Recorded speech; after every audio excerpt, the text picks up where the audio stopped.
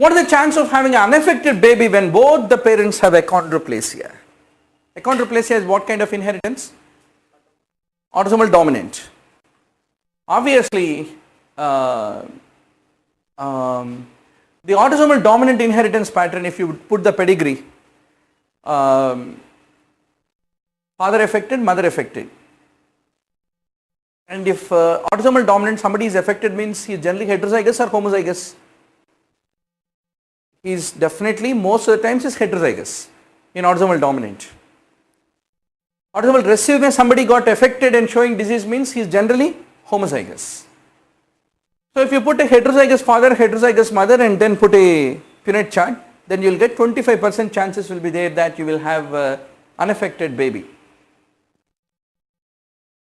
So capital A, small a, then that will bring you small a in 1 out of 4 not affected. So 25% chances are there, is what need to be remembered.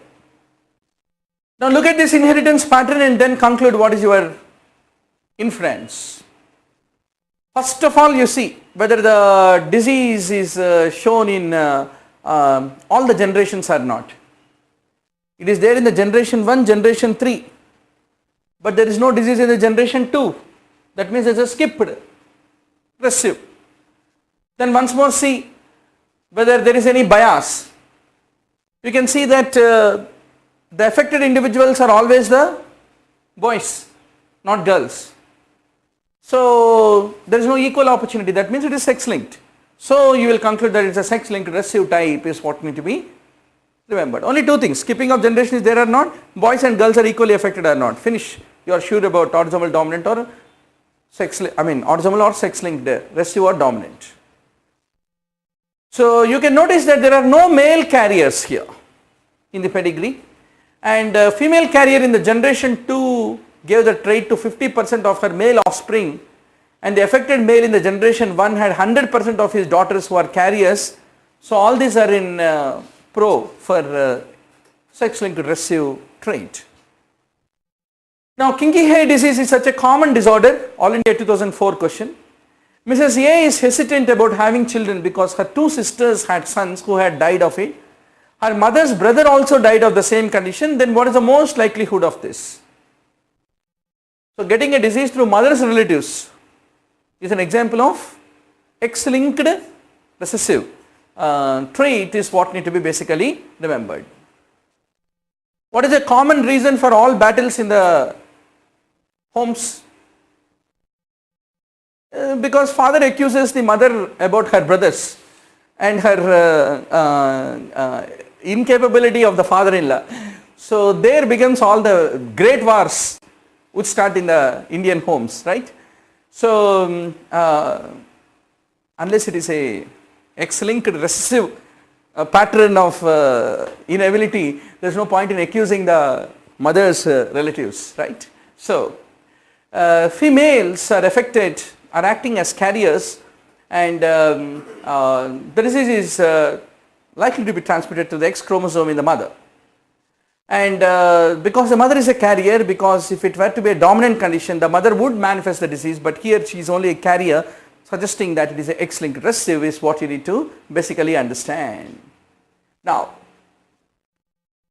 autosomal dominant out of this, which condition it is? It is familial hypercholesterolemia.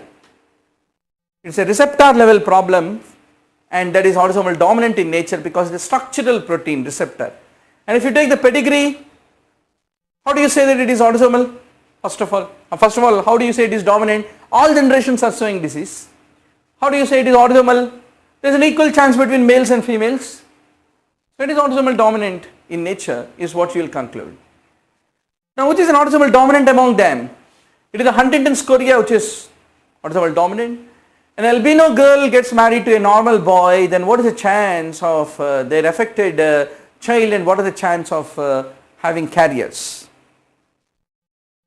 Basically, albinism is an autosomal recessive disorder, and if you put an autosomal recessive pedigree and a mating between a albino, autosomal recessive condition and disease is appearing means homozygous or heterozygous? Homozygous. So this albino girl is homozygous. Both her chromosomes have abnormal gene. And normal boy. Normal boy can be either recessive, heterozygous for that recessive trait, or he may be ekdam normal, not having any abnormal recessive gene at all. Two situations are possible. But whatever the possibility, all the children born will be carriers, and there will be none who will be affected if you put the pedigree basically. Now, a couple with a family history of beta thalassemia has come for counseling. Husband has HbA to 4.8% and wife has HbA to 2.3%. Then what is the risk of thalassemia major? We need to know that. What is the normal percentage of HbA2 basically? It ranges from 1.5 to 3%. The wife has 2 to 3%, 2.3% means she is normal. But husband has 4.8% means it is marginally elevated. That means he has a thalassemia minor, which is a heterozygous state. And thalassemia is an autosomal recessive condition. So if in an autosomal recessive, if one parent is heterozygous, other is a normal, then what is the chance of inheritance pattern in the children probability? The probability will be that the children ever show a major, thalassemia major, which is a homozygous state, is only 0%. If one is normal parent, other is a heterozygous parent, then the child showing homozygosity is 0%, obviously. If one parent is normal, there is no abnormal gene at all, then where is the question of homozygosity in the newborn? For the newborn to be homozygous, you should get one abnormal from one parent, other abnormal from the other parent. If one parent does not have any abnormal genes at all, where is the question of homozygosity in the baby? So thalassemia major is very unlikely in the newborn. That's what you have to basically infer. No matter the kind of inheritance pattern you are seeing here, very simple. There is no skipping of generation, so dominant, and girls are biased, no disease in the boys, so unequal chances, so that is suggestive of X-linked dominant in nature. So all the females of the affected male have the trait, but not all the males from the affected female have the trait. That means it is X-linked and dominant and there are no carriers, so it is X-linked dominant in nature. Then how do you look at a sex-linked recessive? Already we discussed. And autosomal recessive. How do you say that this is autosomal recessive pedigree? Here boys and girls have an equal chance to get it, and there is a skipping of generation. For a affected third generation boy, none of the parents are showing disease. So that means it is only possible if none of the parents are showing any disease and suddenly it appears in the child, means it is more likely to be a recessive trait rather than a dominant trait is what you will basically conclude. Now let us go to the next question. If both the husband and wife are suffering from achondroplasia, then what is the chance of having normal child? Basically achondroplasia is an autosomal dominant in nature.